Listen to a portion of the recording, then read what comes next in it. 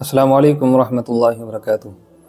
گھروں میں پینٹنگز لگائی جاتی ہیں، ان میں کچھ پینٹنگز ایسی ہوتی ہیں جن میں قرآن کی آیت الکرسی، چاروں کل وغیرہ یا اور صورتیں لکھی ہوئی ہوتی ہیں۔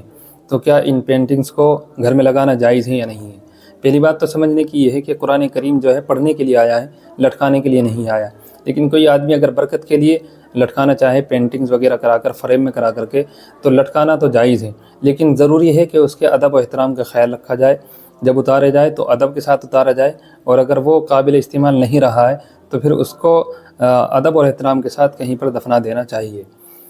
اب مسئلہ یہ ہوتا ہے کہ جس روم میں اور جس کمرے میں میاں بیوی اکٹھا رہتے ہیں تو ظاہر سی بات ہے جب میاں بیوی رہتے ہیں تو وہاں قربت بھی ہوگی، تو ایسی جگہوں پر ایسے فریم والے قرآن کی آیت لگانا، یہ پینٹنگز لگانا جائز ہے یا نہیں ہے؟ تو ایسے کمروں کے اندر کوئی بھی ایسی پینٹنگز لگانا جن میں قرآن کی آیت صاف نظر آ رہی ہو، کھلی ہوئی ہوں، ان کو لگانا جائز نہیں ہے، یہ بے ادبی ہے۔ البتہ ایسی بیٹھک وغیرہ یا ایسا حال جس میں میاں بیوی سوتے نہیں ہیں، قربت نہیں کرتے ہیں، تو وہاں پر لگانے کی گنجائش ہے۔